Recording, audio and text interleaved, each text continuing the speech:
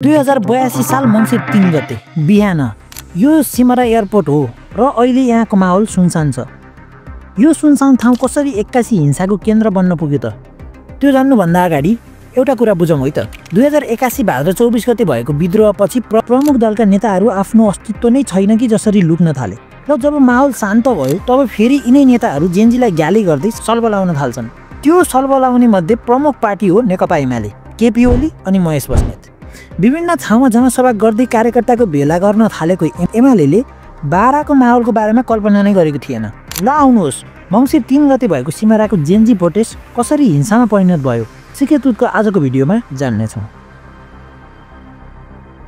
Gen Z आन्दोलन शान्त भएपछि एमालेका महेश बस्नेतले जेनजीको विरुद्धमा तथानाम बोल्न थाल्छन्।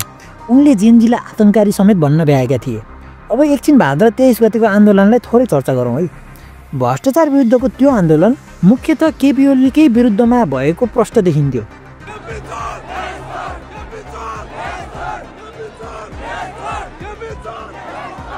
र अहिले त्यही केपी ओली र उनकै पार्टीका नेताहरूले जेनजीलाई नै धम्क्याउने, तथानाम भन्ने र अब एमालेलाई जुनसुकै सरकार आए पनि केही गर्न नसक्ने भनेर भाषण गर्दै आएका महेश बस्नेतको विरुद्धमा युवाहरू अझै पनि तातिरहेका थिए। त्यो रिस धेरै जिल्लामा जनसभा गरिसकेपछि बाराको पालो आउँदा माहौल बिग्रिन्छ। 2082 मङ्सिर 3 गते बाराको सिमरामा एमाले जनसभा आयोजना गर्छ र त्यो कार्यक्रमको अतिथि एमालेका नेता महेश बस्नेत र शङ्कर पोखरेल हुन्छन्। अब महेश बस्नेतको विरुद्धमा युवा माझ्न सल्केको झिल्को अब भने बल्नेवाला थियो। बारा सिमराको जेनजी युवामा महेश बस्नेत आउने भनेपछि त्यसको विरुद्धमा शान्त आन्दोलन गर्ने प्लान जेनजीको हुन्छ। अब एउटा कुरा के बुझौँ भने आन्दोलन शान्त नै हुन्छ, भाइलेन्स केही हुँदैन। अब यही जेनजीको आन्दोलनमा बाराकै एमालेका कार्यकर्ताको एन्ट्री हुन्छ र जेनजीको आन्दोलनको विरोध गर्दै जेनजीसँग झगडाको तवरमा वार्ता गर्न खोज्छन् र जेनजीलाई यो रोक्न धम्की समेत दिन्छन्। तर जेनजी यो कुरा सुन्नेवाला थिएन र आफ्नो आन्दोलनको क्रम जारी राख्दै विरोध झन् उग्र बन्छ। यो फुटेज हेर्नुहोस्। यसमा वार्ता गर्दै गर्दा एमालेकै कार्यकर्ताबाट जेनजी युवामाथि सुरुमा हात हालिन्छ। अब माहौल हिंसात्मक हुन्छ। प्रहरी माहौल सपार्न खोज्छ, तर जेनजीहरू सबै एकजुट भएपछि एमालेका युवाहरू एयरपोर्टभित्र लुक्न बाध्य हुन्छन्। जेनजी युवाहरू एयरपोर्टको गेट फुटाल्ने काम गर्छन् र भित्र छिर्ने प्रयास पनि गर्छन्, तर नेपाल प्रहरीले रोक्छ र एयरपोर्ट बन्द हुन्छ। बाराको लागि र बाराबाट हुने सबै हवाई उडान बन्द हुन्छ र राति 8 बजेसम्मको लागि कर्फ्यू आदेश जारी हुन्छ। जेनजीमाथि हात उठेको र कति युवा घाइते भएको कारण आन्दोलन अझै चर्किन्छ र सबैले एयरपोर्टभित्र लुकेर रहेका एमालेका कार्यकर्तालाई बाहिर निकाल्न भन्दै नाराबाजी गर्छन्।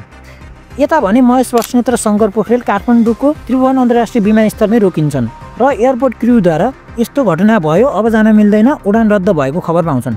अब यता बारामा एयरपोर्टभित्र रहेका एमालेका कार्यकर्ता निस्कने बेला देखिएको दृश्य हेर्नुहोस्। हातमा बोतल र हिंसात्मक वस्तु लिएर निस्कँदै गर्दा केही पनि एयरपोर्ट जस्तो संवेदनशील ठाउँबाट अझै नेपाल प्रहरीले स्कटिङ गरिरहेको थियो। त्यसको पनि जेनजीले विरोध गर्छन्। माहौल दिनभरि नै तातिन्छ र बेलुका माहौल नर्मल हुँदै जान्छ। जेनजी युवाहरूले हिंसामा संलग्न भएकाहरूको विरुद्धमा प्रहरीमा जाहेरी दर्ता गर्छन् र अब हेरौँ नेपाल प्रहरीले कस्तो कदम चाल्छ। अब यता काठमाडौँमा भने महेश बस्नेतले पत्रकार सम्मेलन गर्दै जेनजीको अगेन्स्टमा यस्तो भन्छन्। 5 गते हामी नेसनल युथ भोलिन्टियर फोर्सको कमान्डको घोषणा गर्दैछौँ, त्यहाँ हाम्रो अध्यक्षज्यूलाई हामी ल्याउँदैछौँ। 6 गते हामी काठमाडौँमा ठुलो प्रदर्शन गर्दैछौँ र 27 गते र केपी ओलीको यो भनाइ पनि सुनौ।